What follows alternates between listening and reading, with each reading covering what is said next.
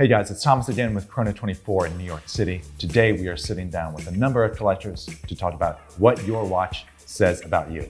First up, to my right, is Elias Marte.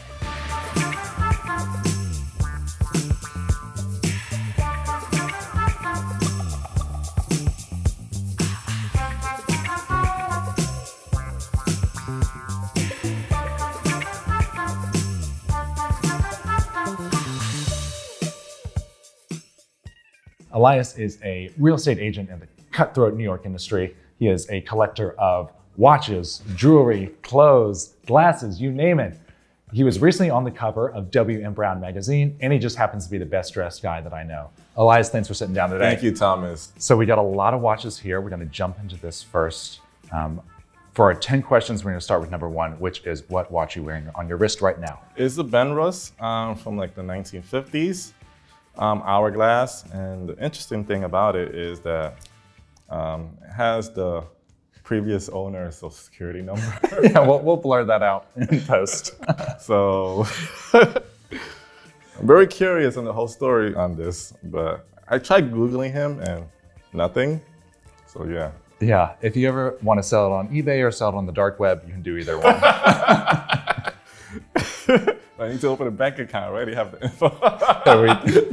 Not a watch you want to lose. Yeah. Okay, so for this one specifically, what attracted you to this piece? The shape. For me, when I pick a watch, not really crazy on complications. It's more, I tend to go for non-round shapes, and this is more like an hourglass. And then the crystal, it sold me on that. And I kind of always tend to come across like Elgin watches, so I felt like I needed something else. So I went with this one. And as a personal statement, what do you think this watch says about you? What do you think it projects out into the world? I like being different. As in, I don't like going with the same thing as, round shapes and the usual, most watch enthusiasts go for like complications. So I'm more simple. I'm fine with like a 3-hand or a 2-hand, and that's it. I don't need no more crazy complications. And yeah, that's about it. Yeah. I'm more into like jewelry aspect. So, that's pretty much the details. The lugs and the shape. Yeah. And my next question is, any other favorites in your collection? And I think we have some here. Can you walk us through a little bit of what's on the table? Yeah, so for me, this was like a grail watch of mine for a long time. And which one's that? This is a Lord Elgin 559.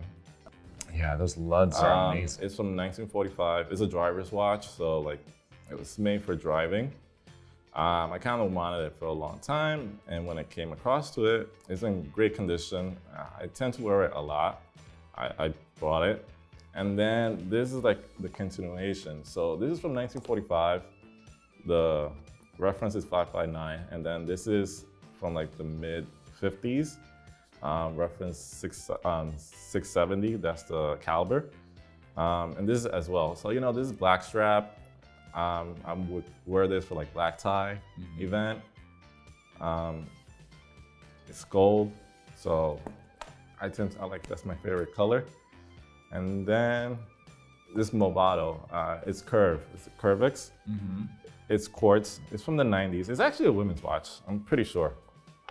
But I like small watches, so that doesn't bother me. And it's very tank style, 2-hand. It's also perfect for black tie. So I just wanted to have 2 black strap watches for black tie. And then this is from 1925, it's Elgin. This was one of my first watches. So I probably had one of like my first mechanical watches. I probably had this for like 10 years now. And then this Seiko, I love the Cartier tank watches. But I'm gonna buy one in a few years. But like I always come across other watches on my list to check off. So I don't always buy immediately, so I kind of put it off. And growing up, I think my aunt had like a watch just like this. And I was always attracted to that. Like, I always looked at it. And so as I got older, I just wanted a square watch. And yeah, and this is a watch I wear the most on a daily basis. It's pretty simple. Not gonna, if I scratch it, I'm not really gonna care. It's pretty durable. Get caught in water, I don't need to stress out because some of my watches are not waterproof or water resistant. And then this Rolex 1971 1601, thin caliber 1575. I bought this like 5 or 6 years ago. It was more like a goal. Like if I do well, like work-wise, I'll get a Datejust two-tone, and yeah. Great stuff. Yeah. And what when you go out to look for watches, this is something that we talk about all the time. Yeah. What kind of priorities do you have? What do you look for in a watch? What kind of makes your criteria for your hit list? The shape. I'm very into the case shape. So as you see, mainly most of my watches are non-round. And then, you know, the lugs. So as you see, and I tend to like, Roman numerals and gold and small. I'm very fine with a small watch, so that's usually my criteria. I don't really go crazy for complications. I tend to obviously want like mechanical, but if it's, I'm fine with quartz, honestly, so, but yeah. And then as far as, getting into the meat of it, you are a real estate agent going out, seeing clients every day, seeing new clients especially, and a lot of real estate is not just about the apartments themselves, but about you as well. Yeah.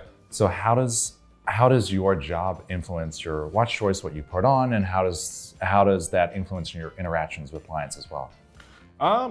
It's interesting because like I became really good friends with some of my clients based on my watch choices because like I see what they're wearing. Like I had a client that had like a Datejust from 1972, and we just became really good friends because we just started talking about that. Like, hey, I have a Datejust from 1971 and two-tone. Like I wore it the next showing, and she's like, oh wow, you're very like knowledgeable on watches, and that's pretty much what we spoke on the whole tour. But I don't always wear this to work because I kind of wear a lot of jewelry, so I try not to be looking crazy out here, on the streets. Like, this guy has too much jewelry, like. So I tend to, I go to different buildings, so so let's be honest. So I wear this a lot because in reality, sometimes when I'm showing apartments, tenants or prospective tenants, they want to like to test stuff, and every now and then, when we're like near the tub, there's somebody that just runs the tub, the shower, and my hand is there. So like, I'm not gonna wear my old watches because it's gonna be a very careless act. So I wear the Seiko, the Movado for that. I'm always scared. But if I know we're not gonna do like a water test or something, it's true story. I'll probably wear this. So yeah, non-water test wise, but also I'm always concerned I'm scratching them or banging them around with doors because a lot of buildings the pre-war buildings I work at have heavy doors, so I don't want to just bang them and stuff. So I stick to this one. That's why this one has the most abuse. And as someone who's been in the industry for a while, is there kind of one watch that jumps out as a real estate broker watch? I feel a lot of real estate agents with the Rolex Submariner or just Rolex, 41 mm and higher. And why do you think that is? Rolex always shows success. It's like a brand that's just success. Like I said earlier, when I wanted to, I got the Rolex because if I had a good year, that was the watch I was gonna get. So it just shows success. It's a good watch. Shows the intro. You're doing good. You're probably making a lot of deals. You spend a lot, on that. So yeah. Yeah, you got to show me you got some money behind you. Yeah, right? Making some deals, flipping some buildings and houses.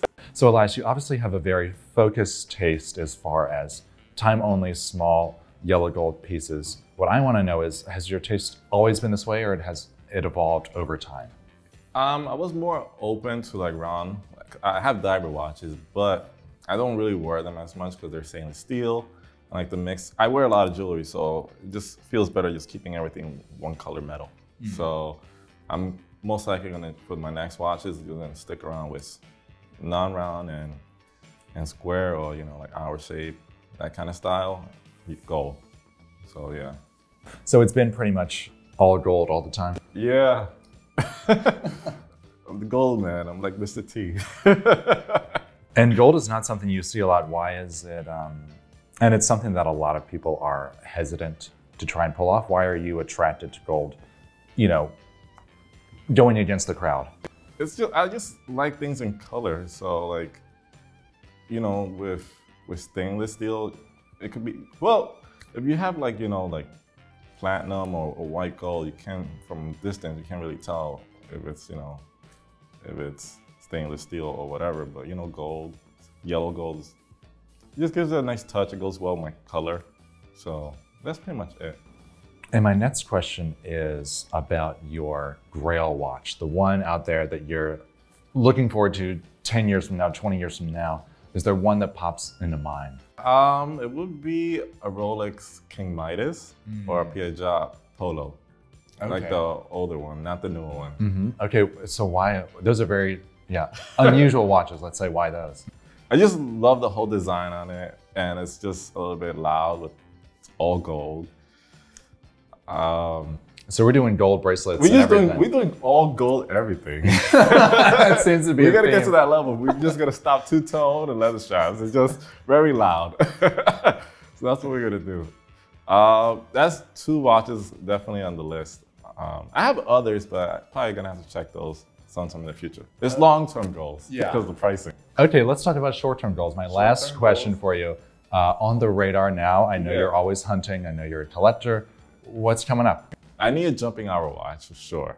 That's definitely, it's probably gonna most likely be a Bulova Elgin because I tend to just come across those. I never really searched for certain brands, they just come across to me. And then it's just funny, I have a few of the same names. And then a Cartier tank. Mm-hmm. I want a lapis style because it goes with this ring. So I really want a lapis style, so it will be a mustard tank. And then Cartier Santos, and then Reverso. Okay. Yeah. For the Santos, what you want to go gold? Two-tone? Two-tone. Two-tone? Two-tone. No steel anywhere. No steel. No steel. So yeah. I didn't bring none of my steel diver watches. Like, they're not gonna see the day of light. And as someone who wears a lot of gold watches, there's kind of a personality that comes gold. What do you think a gold watch says about someone? Maybe the person that gets probably a gold watch, in my opinion, they might want to keep the watch for a longer time than like a stainless steel. Because usually most people that get stainless steel watches have better resale value, to my knowledge. Because you can always resell it, and you're always gonna come across a person that is willing to buy a stainless steel over all gold watch. I noticed. I never think of selling my watches again, so all these watches I'm gonna keep forever. And then I always come from a jewelry standpoint, so maybe somebody that gets like a two-tone, they may like a little bit bling bling every now and then. So that's what I think. Yeah, a little flash, a little spice. A little bling bling, yeah, a little bit flash. Elias, thanks so much for joining us. Thanks for bringing in your watches, your perspective, your style, the jewelry, everything. Can't wait to continue this conversation in the future. Likewise. Thanks so much for watching. Enjoy your watches, and we'll see you next time. This is my small watch collection, but this is a ceramic Daytona, wow, black dial, that I got as a wedding gift for my in-laws.